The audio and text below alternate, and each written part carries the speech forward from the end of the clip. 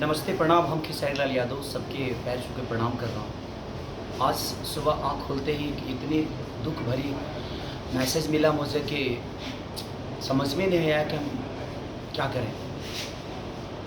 Season 13 में, big boss के season 13 में हमारे बहुत अज़ीज़ मित्र और हमारे दोस्त भी और एक बड़े भाई की तरह सिद्धार्थ शुक्ला जी का जब न्यूज़ सुनने को मिला तो यकीन ही नहीं हो रहा था खुद पे कि ऐसा हो सकता है।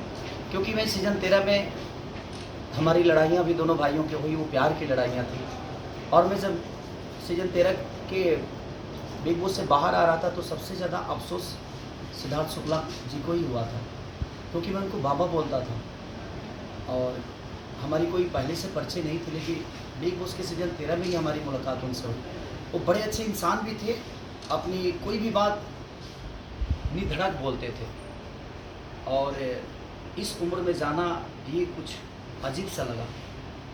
तो क्या बोल सकते हैं, बस मैं भगवान से ही प्रार्थना करूँगा कि उनकी आत्मा को शांति दे और ऐसे लोगों को इतनी जल्दी मत बुलाओ इस वक्त, क्योंकि अभी बहुत कुछ करना था। इस इंडस्ट्री को बहुत आशा थी उनसे, हम सबको आशा थी।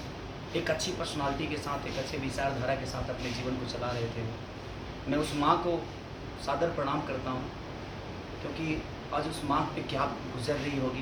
क्योंकि मैं सिद्धार्थ बाबा के माँ से भी मिला था, जब फाइनल में मैं गया था, तो बड़ी प्यारी है वो। और माँ, हम सब हैं आपके साथ, बिल्कुल आप निश्चिंत रहिए कि हाँ, एक बेटा गया है, ठीक है, अब ईश्वर को क्या मंजूर था नहीं जानता मैं, बट बहुत सारे बेटे आपके हैं जो आपके प्यार के लिए हमेशा खड़े रहेंगे। तो दिल से ये दुख भरी बातें हैं, क्या बोल सकता हूँ मैं, बट मैं ईश्वर से ही प्रार्थना करूँगा कि भगवान ऐसे अच्छे लोगों को और इतनी जल्दी मत बुलाइए, ये धरती सुनी सुनी हो जाती है। Thank you.